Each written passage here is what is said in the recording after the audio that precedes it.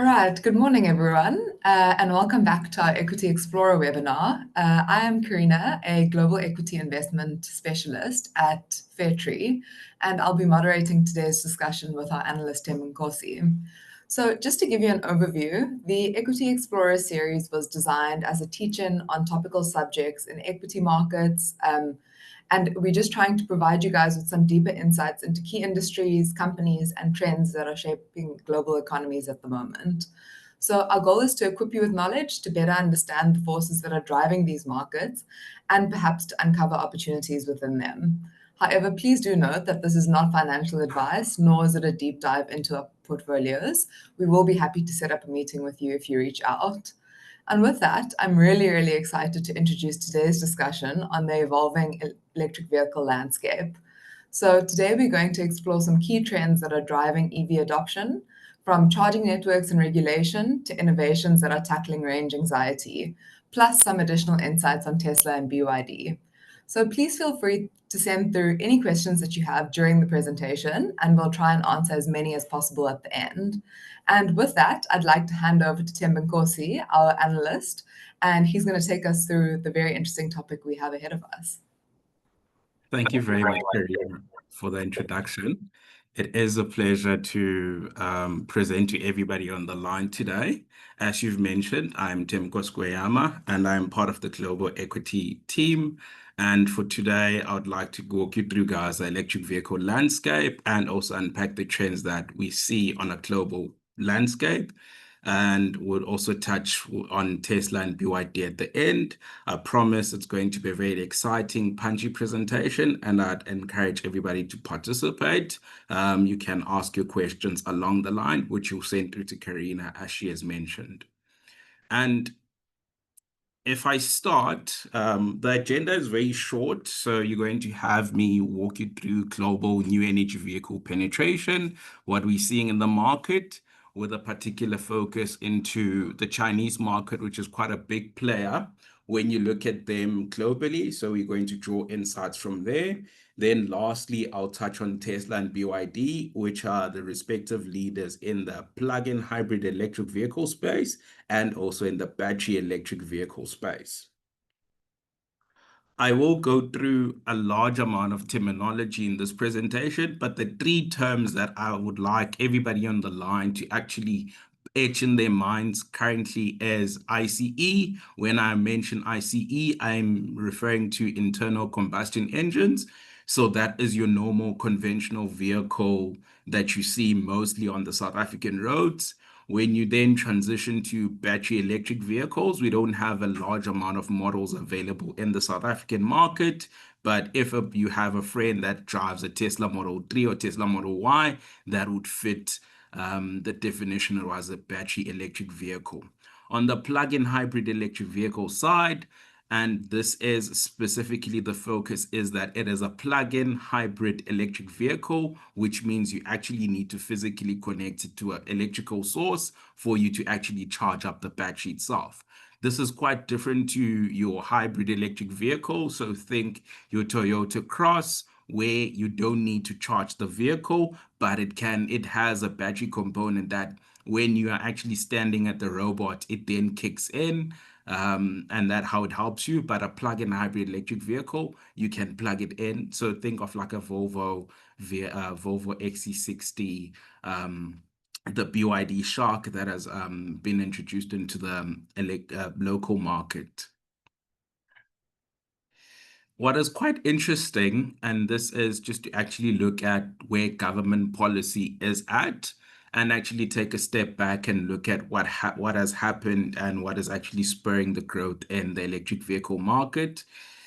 It is important that at the start of the 21st century, you had a lot of governments look to regulate the amount of CO2 emissions released by vehicles.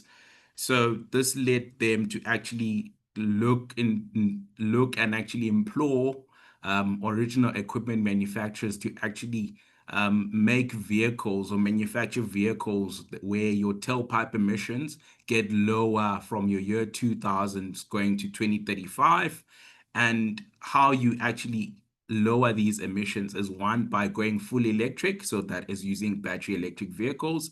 to improving the fuel efficiency and also improving the tailpipe emissions that actually come out of the vehicle. So we've actually seen OEMs actually include more catalytic converters that have PGM metals in your exhaust pipes.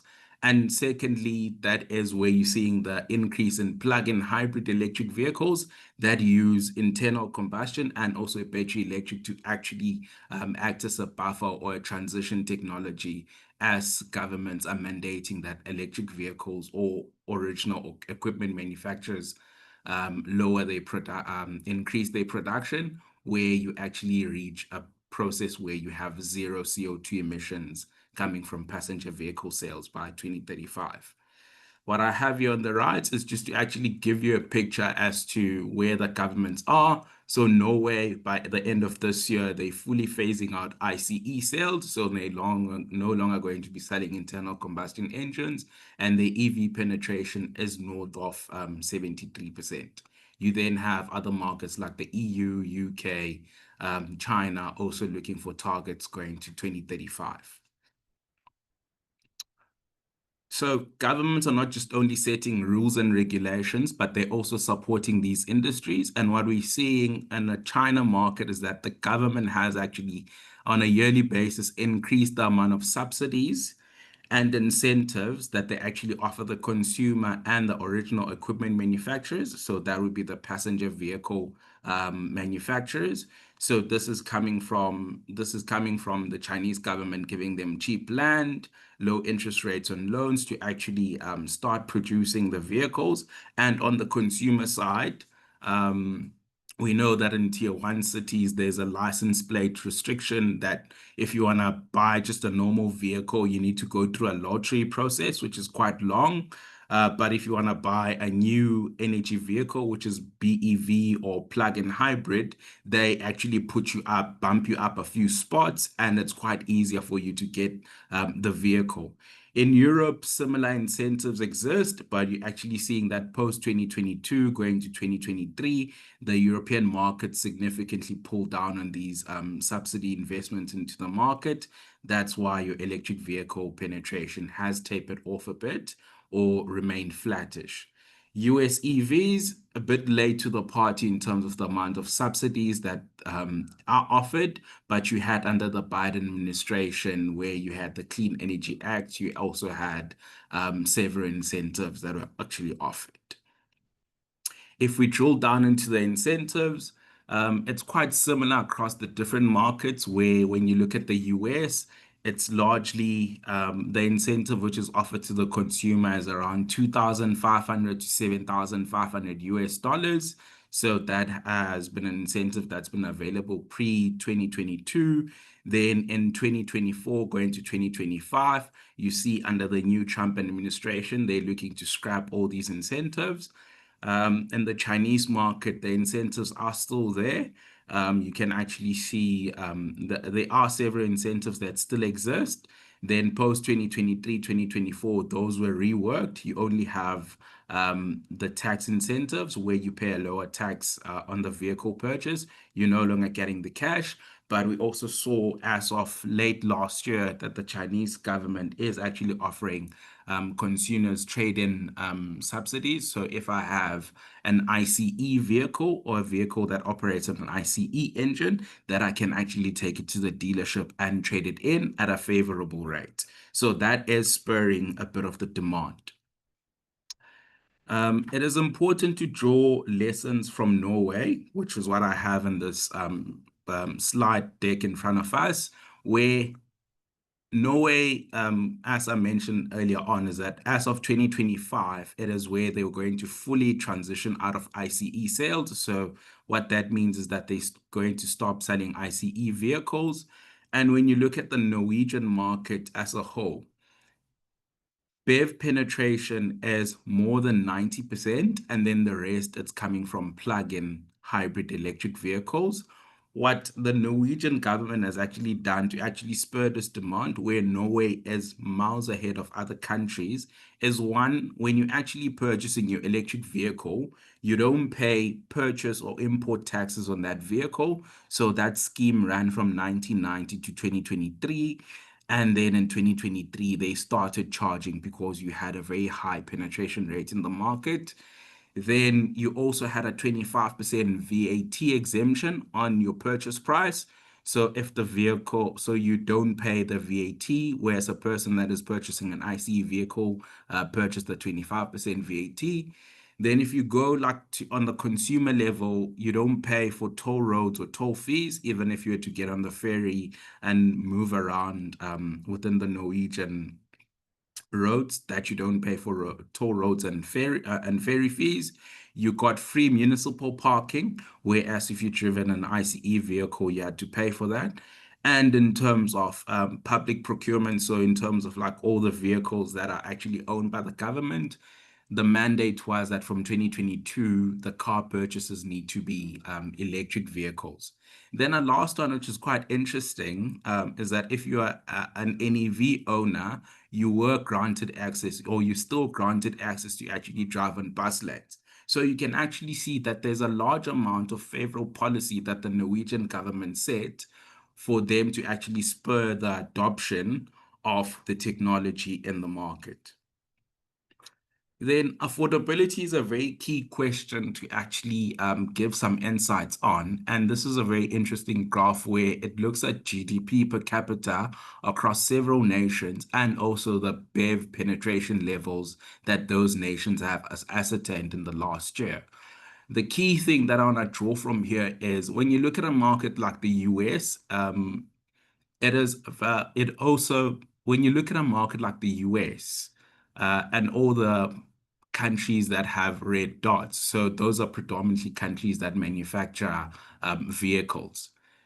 Out of when you look at, so in terms of this graph, US GDP per capita is sitting at 80,000, but when you actually look at the EV penetration, it's less than 10%. So this actually shows you that even though the US market has a richer consumer, but the EV penetration is quite low, and this is because the subsidies going to the consumers have relatively lagged. And I'll touch on in my next slide that pricing is also a key issue where when you look at Chinese vehicles, they are on average at a 50% discount in relation to US vehicles. And the subsidies have played a role in China being able to increase its EV penetration, so in a BEV and a plug-in hybrid side, even though that they're actually closer to the world average when you're looking at the GDP per capita level. Then I'd alluded to this in the previous slide. And what is quite interesting here, when you look at battery electric vehicle penetration across mass market and premium segments, where your premium segment, I'd say, is a vehicle which is more than 40,000 US dollars, and a mass market vehicle is a vehicle lower than that, is you actually have that on a global level your premium penetration has been higher versus your mass market penetration because one, the adoption has been quite quicker on your premium side because the richer guys have been able have had the financial capital to actually purchase the highly priced vehicles and become early adopters.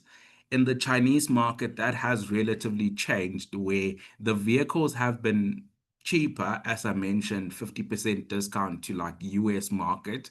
And you're now starting to see that there's a plethora of models that are available in the market that the adoption level has skyrocketed where it's now sitting at more than 25%. And significantly higher with your in comparison to Europe and the US.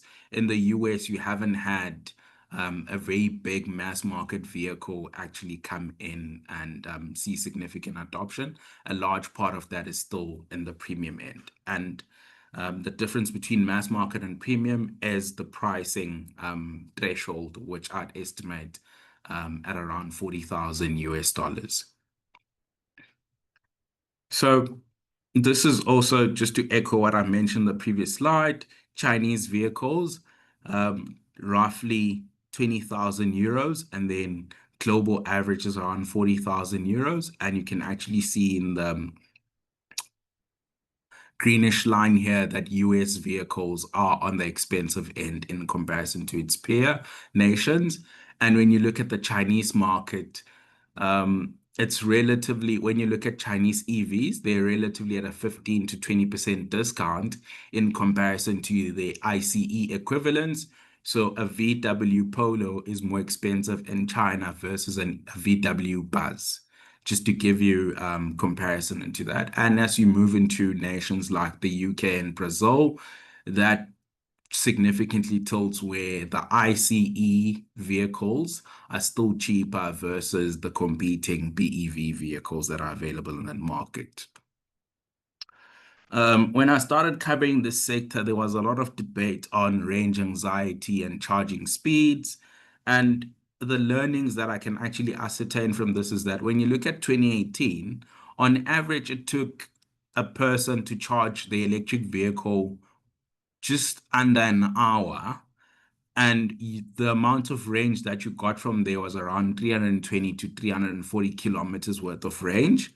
That has significantly improved in the subsequent 7 or 8 years or so, where the charging speed has dropped to 25 minutes, and you're now getting 80% more in range capacity within the vehicle. This is now coming from developments in the charging infrastructure, one, to also the speed in which that you can charge. So now the batteries can accommodate more power that is going into the battery without affecting its performance speed. And secondly, the density of the batteries have actually gotten higher. So that means that the batteries are now able to pack in more energy. And also the size of the battery has also improved, in addition to the battery management systems and the technology that actually goes into the manufacturing process. When we look at the different nations, so a person that lives in the UK on average drives just under 25 minutes per day, drives under 25 kilometers per day, in comparison to a person that sits in the US, which drives around 50 to 55 kilometers per day. What is quite interesting to note here is in the UK, your average BEV vehicle that is available in the market can do an average range of 400 kilometers.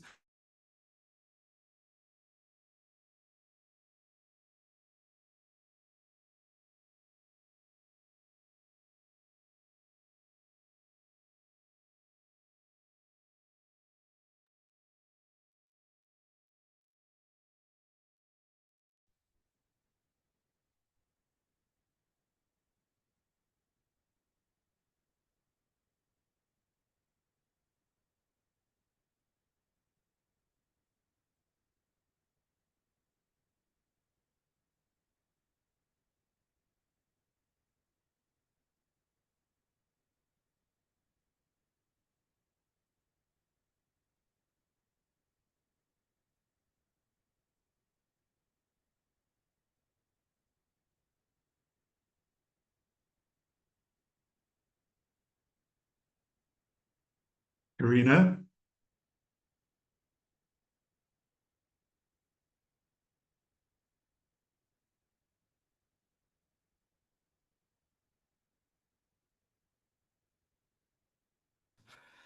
Um, Ryan, can you hear me? Yes, we seem to be back. What happened there? Okay. I think my connection fell off. I think it's gonna be fine going forward from now. Okay, keep going. Uh, Just enlarge into presentation mode and we green for go. Okay. Um, let's see. Okay, I'm actually sharing the wrong screen.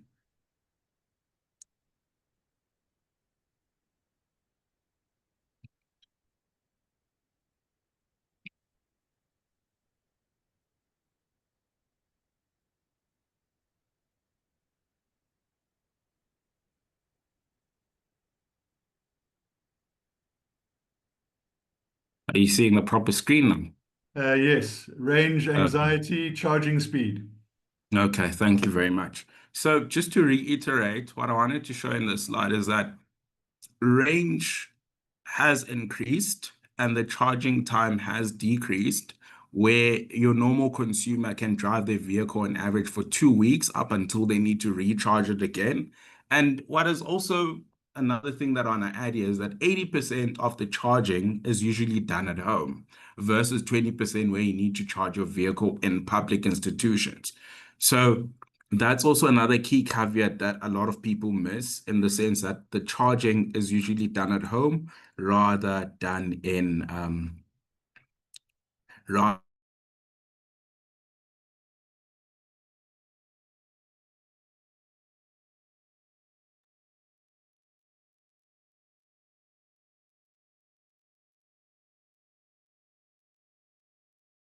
We've lost you again. Seems to be a problem with connectivity on the line. Let's try for a minute or two and see what happens.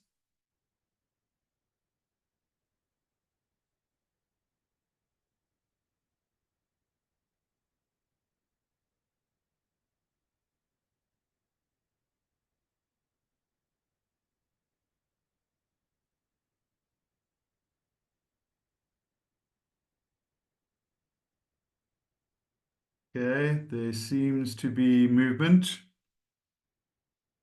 Sorry, folks, we are just trying to reconnect. I think there's a problem in the office in the Cape that we're just struggling with. I think the participants in the panel team are actually on the same Wi-Fi. So please just bear with us. We will come back as soon as we can. I think the team are working in the background just to restore the connectivity, bring you audio and visual, and we can continue.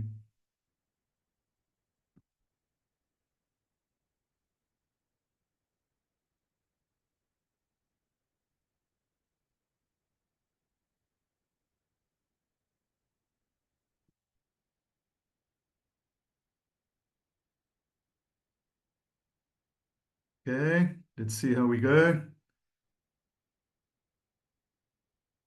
I can see you. Do you want to try and share screen again?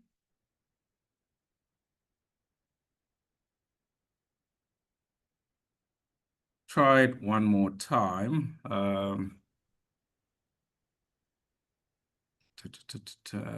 Share screen. Sorry, folks. We'll be back as soon as we can. Let's try and sort this one out. Here we go. Okay. Penetration rates. Penetration rates. So what I was wanting to cover here is globally, we've seen penetration rates on the BEV side go to 12.8%. So that means out of 10 vehicles that are sold, just 1.2%, 1.2 of those are battery electric vehicles. And in China, out of 10 vehicles that are sold in that market, just under 25% of those are battery electric. And you also have on the plug-in hybrid side, where 0.72% of vehicles, 7.2% of vehicles that are sold globally are actually plug-in hybrids. And a large part of that is coming from your Chinese market that has actually accelerated in this trend from 1.2% to 17%. And this is influenced by more models introduced to the market, the pricing is favorable to the consumer, and you also have additional incentives where you have consumer subsidies that are supporting the growth. Then this is a very interesting chart. So out of all the vehicles that are sold globally that are battery electric vehicles, 60% of those are in the Chinese market, 20% of those are in the EU, 11% US, 10% rest of the world. And when you look at plug-in hybrids, the Chinese market is 75% of the share when you look at the volumes of plug-in hybrid vehicles. And I do reiterate, it's cheaper vehicles. There's a plethora of models available for the consumer, and there's quite heavy competition that the OEMs are offering these vehicles at a significant discount to ICE alternatives. Then just to tie everything up, when you actually look at the unit volumes is that on a global average, on a global perspective, just under 18 million vehicles were sold last year that are plug-in hybrid and battery electric vehicles. And that was a 25 increase from 2023 numbers. And out of this, you had battery electric vehicles increase from 9.9 million to 11.3 million, which was a 14% increase. And the same trend we saw in plug-in hybrids that increased from 4.2 million to 6.4 million, which was a 53% increase. If I touch on the Chinese market, where I'm going to unpack the insights that we're seeing from here, what is quite interesting is that China, you get annually, as of 2024, just under 27 million unit passenger vehicle sales in the market. And a large part of that is still ICE at 57% of the pie. Then battery electric vehicles are 25% of the pie. And you're seeing plug-in hybrids at 18%. If we look at how China stacks up versus their global peers, you can actually see that the graph that I have on my left, which is actually looking at the number of OEM players in China versus developed markets. Your developed markets average amount of passenger vehicle sales companies that are available is closer to 30. But when you look at Chinese market, it actually topped 60 in 2020. And that has fallen off from the 60 to 49. So this is due to market consolidation. And you also had a few of the unprofitable Chinese OEMs shut down. This graph that I have here actually also speaks to you in the sense that when you look at like Chinese players, the top one passenger vehicle leader in the market has 17% market share, where the global average is around 30%.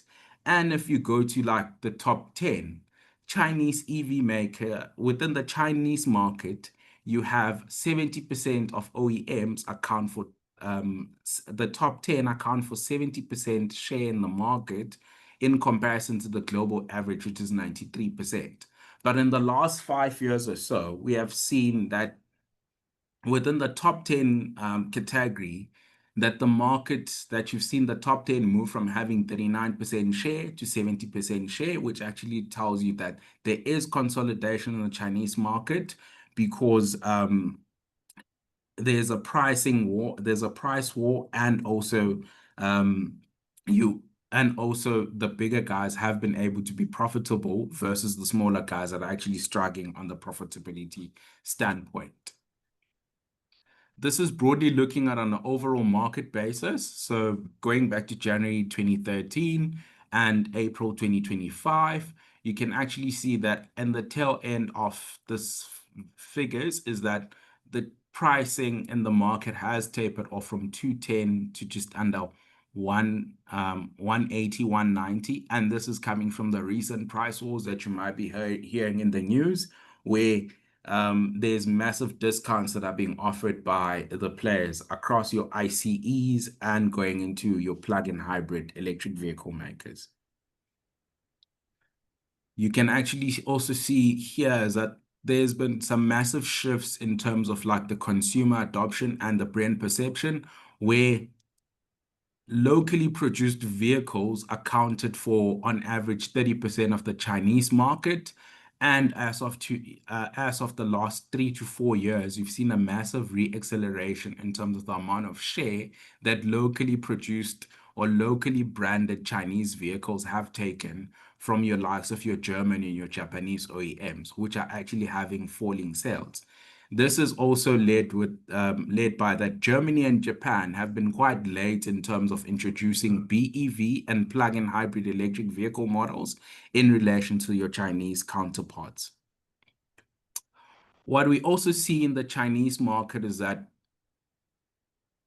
if you look at 2013 going to 2024, the Chinese market has doubled its vehicle manufacturing capacity from 20 million units going to 40 million units by 2024.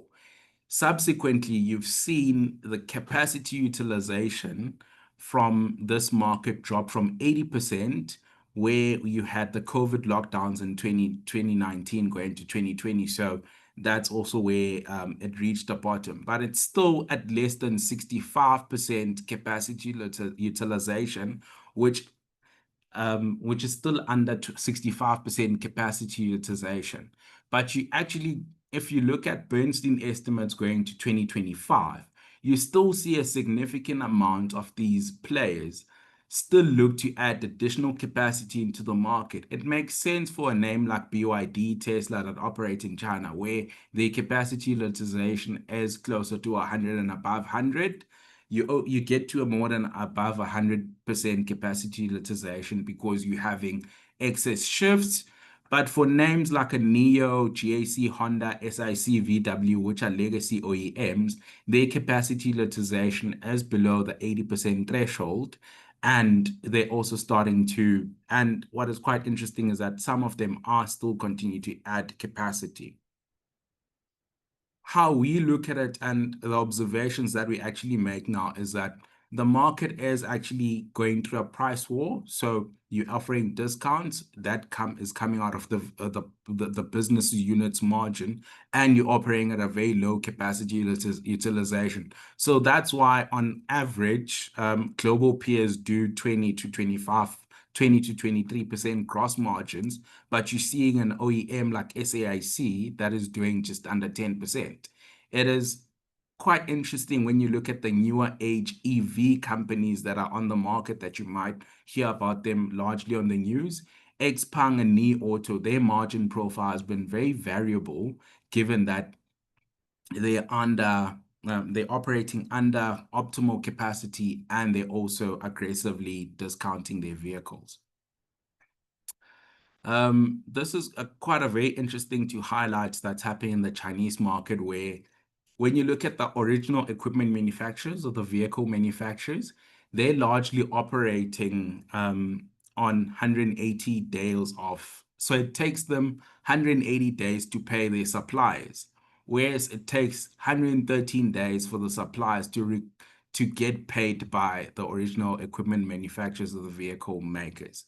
What the Chinese government is seeking to do for there to be rationality in the market is have the vehicle makers pay their suppliers quicker, so drop this from 180 to 60 days, because this is creating undue financial influence or excessive financial behavior, in the sense that the suppliers are now factoring or essentially selling the debt that they have coming from the OEMs to the China state banks. So they want to avoid an Evergrande-esque type of situation where you have a lot of debt that is coming from companies that can't pay it, or that would be the perceived idea behind the government's target, why they want the market to be rational. And they also want to support the industry on both ends, that the OEMs can't be squeezing the suppliers. The suppliers must also participate in the profit pool. A common world example for this is if you look at BYD's free cash flow generation numbers. So on average, when you look at like going back to 2017, BYD has generated minimal cash flow from operations coming from the normal day-to-day business. How they've been able to supplement this is actually pay their suppliers at a later date, with the average being 180 days. And with what their suppliers actually offer him, so this is across the cost of goods sold that go into them manufacturing their vehicles, and also the machinery that they use to actually build out their plants. So they've effectively been using supplier funds to actually build out capacity and invest that into capital expenditure. But as we're seeing as of late, the business is starting to generate cash flow from the existing business unit. Then, still sticking on China, what is quite interesting is that as the market has built capacity, you're starting to look into international markets. You're now seeing China eclipse Japan in the amount of vehicle that it exports to different markets. And where these vehicles finding a home is Greater Asia at 29%. And you also have it going into Europe with 18%. Within Europe, going back to 2013, what is quite interesting is when you look at BEV sales share in European markets, is it's largely been gaining significant share. One, it goes into the European markets at cheaper prices, which is roughly 10 to 20% discount. In certain cases, 30%. And that's actually, the European consumer is quite receptive to the Chinese vehicles that actually are fully spec'd out, have better range, and cheaply priced. Subsequent to that, you're starting to see that the European regulators are seeking to counter this, where initially, as of last year, there was a standard 10% tariff on on Chinese BEV exports into the European market. Then the European regulators did a probe into Chinese OEMs, and they found that, following this probe, they started to slap on additional tariffs, which were dependent on how much subsidy that OEM gets from the Chinese government. So names like BYD, Geely, SIC got an additional 17, 20%, and 38% respectively coming from the EU regulators. Tesla, because they get minimal government subsidies from the Chinese government, they got 8%. Other companies that cooperated in this investigation got slapped with an additional 21% subsidy. 21% additional tariff, and companies that did not comply got a 38% tariff. You might then ask me now, how is this picture different to the US? Well, I can put it this way, is that under the Biden administration, they increased tariffs on Chinese vehicles from 25% to 100%. And as of today, there's no China OEM that actually sells vehicles in the US market. And all of this were in retaliation because the Chinese names are actually taking significant share in terms of like the EU market. So it's just to give local players a breathing room to actually step up and come to the party in terms of like also having competing brands that they can offer. Then my last section is focusing on Tesla and BYD. And what is actually quite interesting here is within the two companies. So I'll begin with Tesla first. 74% of the business revenue generation is coming from auto vehicle sales. 3% of it is coming from regulatory credits. So as I mentioned in my first or second slide, that government set mandates that original equipment manufacturers need to meet. And if they don't meet those regulatory mandates, they need to go and buy credits. So because Tesla sells fully electric vehicles, they get given credits. And then these credits they sell to other OEMs. So think of VW, GM, Ford, which are your traditional makers. Then energy storage, energy generation and storage. So this would be your industrial battery scale and also some of your power walls for your solar equipment. Then services and other, this is the Tesla charging network, them doing repair on your vehicle and also servicing your vehicle at every yearly interval. BYD's business is quite similar to Tesla, where they have close to 80% of the business exposed to your auto and battery production. And then the other 21% is mobile handset. So traditionally, BYD used to assemble some parts for Samsung, Apple, and your legacy Chinese players, your cell phone maker, Xiaomi, and etc. So they used to assemble smartwatches and cell phone for them. And now they've moved into the smart digital cockpit where they also have some of that business operation supply, the auto business with infotainment screens, and digital smart cockpit related products. So this is both businesses' revenue on a quarterly perspective. On a dollar basis, you can actually see that Tesla has relatively been a bigger business in terms of revenue generation, but it's also quite interesting that when you look at 2017, BYD was a business that is 50% exposed to autos, and the other 50% was exposed to the mobile handset business. As the business has grown its auto business, it's largely outpaced Tesla in terms of the amount of revenue they're generating per quarter. On a capacity level, a large part of Tesla capacity, half of it sits in Shanghai. So that is where they produce the Model 3 and the Model Y. So these are the cheaper models that the business produces. Then then the second part of that capacity sits in the US across the California and Texas manufacturing plants. On average, I'd say Tesla has capacity to manufacture just under 2 million vehicles annually, and BYD that's closer to 6 million in China. And you also have BYD building up new plants in Brazil, Hungary, Mexico, and other countries. On a volume level, so this is a very nice stack chart that shows Tesla in the orange line, where as of Q2 25, their sales are actually down 14%. When you look at BYD, they're still posting positive numbers, where if you include their battery electric, so this is the black bar, and also your plug-in hybrid electric vehicles, they've done over the last 4 or 5 quarters just over 1 million unit deliveries per quarter, which actually shows you how they've largely been able to scale up. And on a plug-in hybrid electric vehicle level, BYD is a significant market share, has significant market share in this category.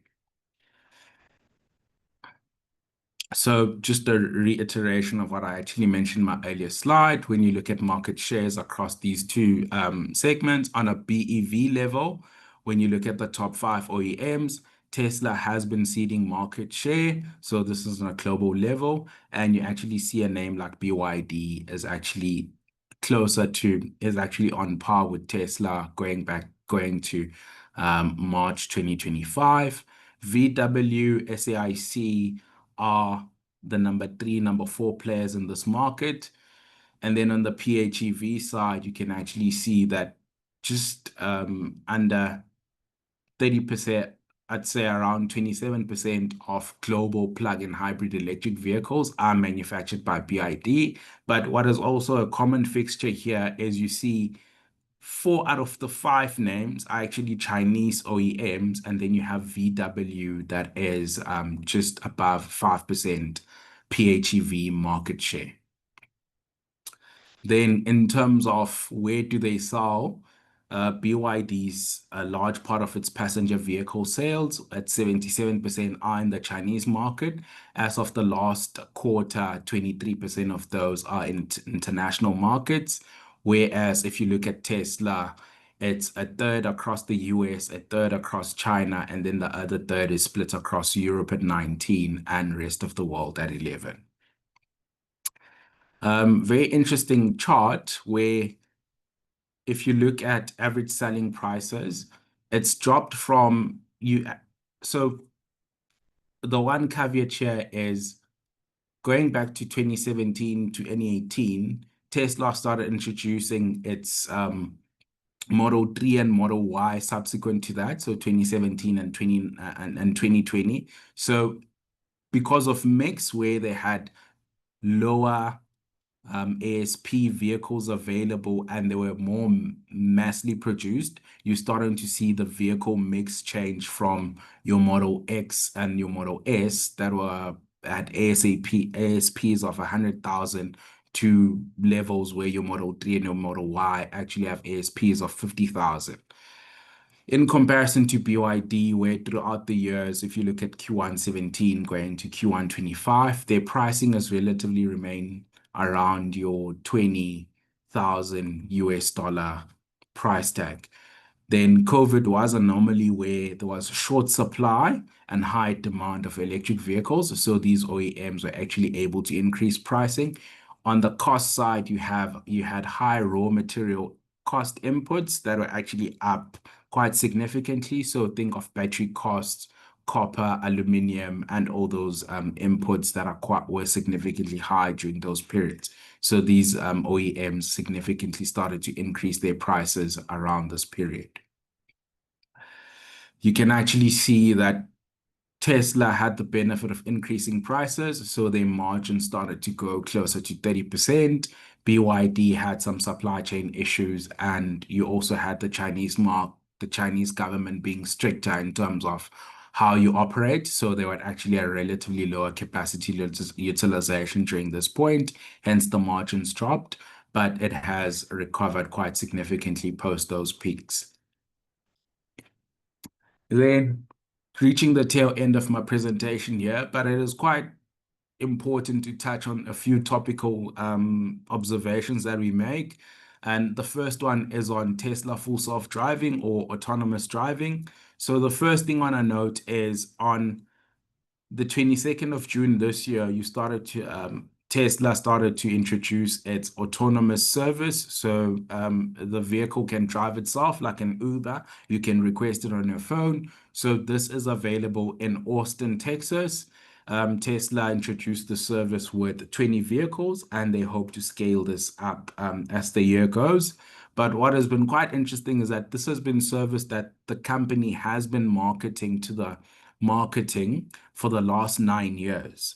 And with Elon, you constantly, every year is next year. As I say, it's a tale of next year where even going back to 2015, he always said that you're going to reach full autonomy next year, which is quite interesting. But nonetheless, they've started operating the service. How does that stack up, or what do we observe from this? As one, as of FY24, customers subscribing to autonomous driving or the vehicle drive itself. So I, as Tembinkosi, can buy a Tesla Model 3, and initially I had to pay Tesla $15,000 for me to have the service, but now I can have it as a subscription per month, and I pay $100. And what that effectively gives me is that the vehicle can drive on its own. I just sit there, observe the road. So in a nutshell, that's what Tesla full self-driving is, or what autonomous driving is.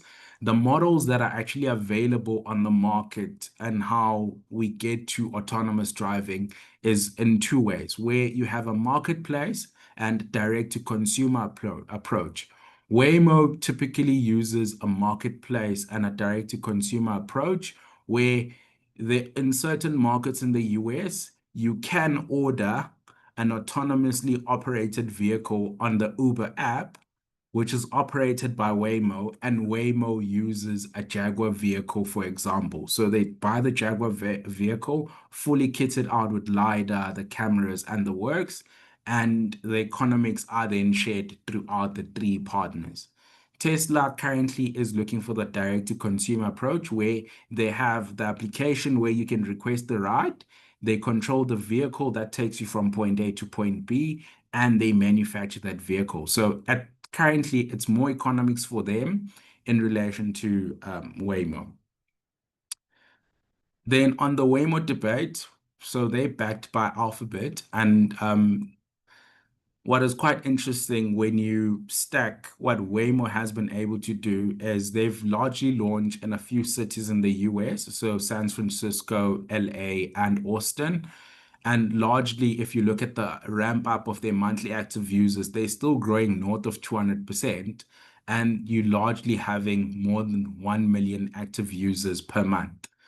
And if you were to actually stack that up, Waymo's users are 3% the size of Uber in the US, and they're 7% the size of Lyft in the US. And these are two of the biggest e-hailing companies in the market.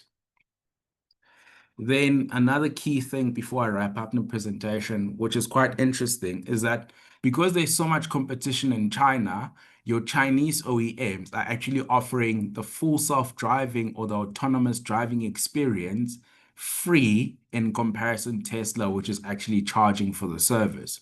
So it would be very interesting to actually monitor how the adoption of this goes forward, and whether this trend will be backed on the OEM level or maybe on the Tesla level. Then, as I wrap up in terms of my slide deck, it is quite interesting to actually see, like, when you look at Tesla valuation, there's a lot of expectations that are actually placed on the company. So that's why they traded like 160 times price to earnings multiple. And it is priced for perfection in terms of like the amount of things that they need to execute. You have them looking to get into Optimus. So that would be robotics, full self-driving, software, them building out AI capability in terms of being able to train the software, whether they can license it into other OEMs. Tesla insurance is also another thing that they're venturing into, the supercharger network. So there's a whole host of things where they really need to execute perfectly and in comparison to a BYD, which is actually at a 20 times price to earnings multiple, where you still have the very same services that they actually want to offer, similar to Tesla. But but the key thing that I want to leave everyone here is that there's a large valuation disparity between Chinese OEMs and also Tesla in relation to the electric vehicle space.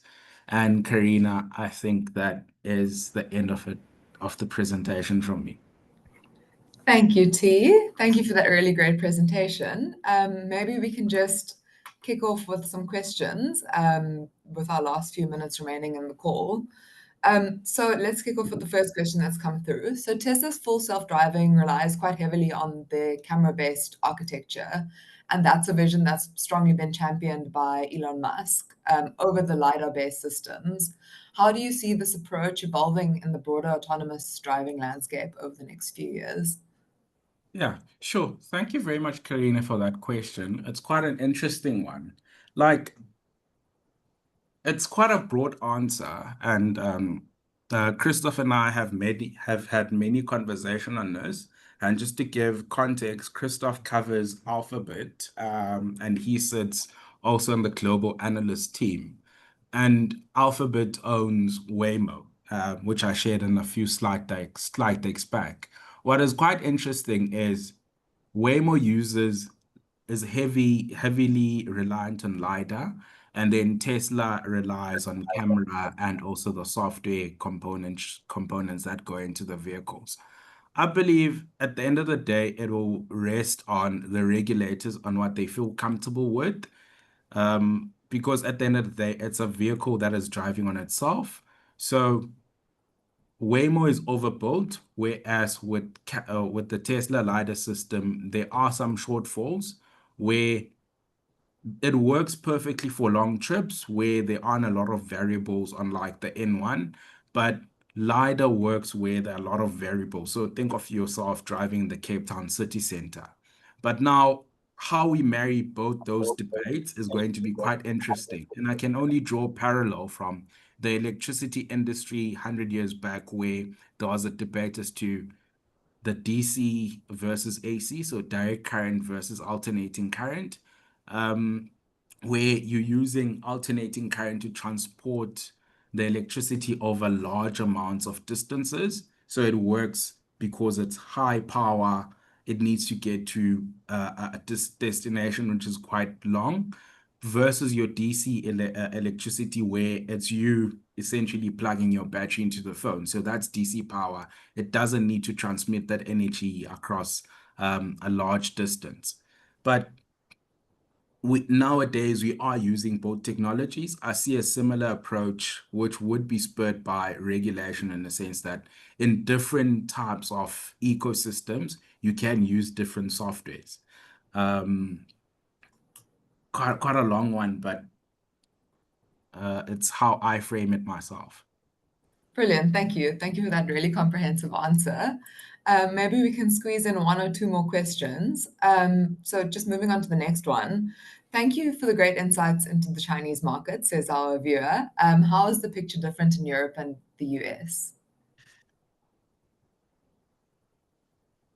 It's quite an interesting market to actually look into. Like as we mentioned, within Chinese, you've had subsidies, you've had increased competition, you've had price discounts, you've had price wars, sorry. Where if you look at your US market, the vehicle profile that you find on the road is very different to China. In China, it's sedans and SUVs. In the US, you do have some SUVs, but a large part of the market, I'd say north of 70% of it is trucks. We would refer to that as bakkies in South Africa. So the electric vehicle penetration in that market has also been slow because there haven't been a large amount of BEV or plug-in hybrid alternatives in the truck ecosystem in comparison to your Chinese market where where the SUVs and the sedans, you have the architecture of the vehicle, you actually able to stick a battery underneath and actually have the people drive. But in the US, you have a company like Rivian, also the Ford Lightning. Those are like truck-orientated plug-in hybrid vehicles and electric vehicles.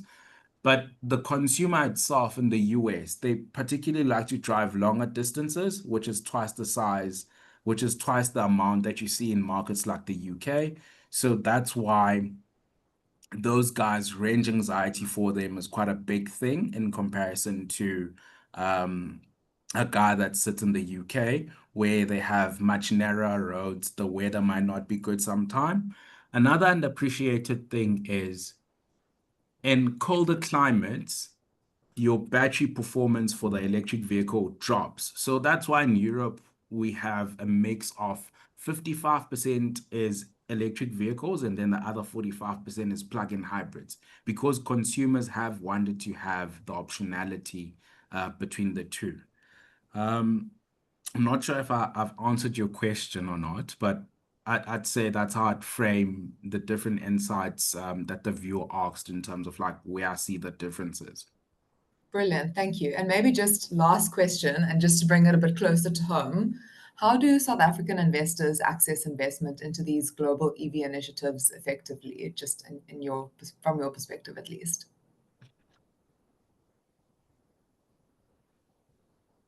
Well, I think access to the EV space, obviously I'd say that the investor would need to come and sit with us first and us walk them through how we think about the EV space. But generally what we've noticed is that there's a lot of capital flowing into the market, but not necessarily that it is a market with significant return. Like you have a plethora of EV makers that are in China, and that market is going through consolidation. Half of them are not on the profitable side. The other half, I'd say, are making profits, but barely. So it is quite a different one to frame, where you actually need to look for a winner in the market. And auto space in general, if I just take a step back, it is not a very high return business. Even when you look at like traditional businesses, you don't see returns on the capital. It's very CapEx intensive. It is a consumer product. And then if you really want to invest, it needs to be at a compelling valuation. But we would be more than happy to sit with the client and walk them through our broader thoughts into the vehicle space. Brilliant. Thank you so much, T. I think let's call it there. So that will wrap up our session for today. And if there are any other questions or insights that the audience would like, please feel free to reach out to myself or to T, and we'll be happy to get back to you. And yeah, from my side, looking forward to seeing you guys on the 14th of August. We'll be discussing Kazakhstan then, very interesting country, and we'll be specifically looking at Caspian Halleck. So yeah, looking forward to seeing you then. Thanks so much, everyone.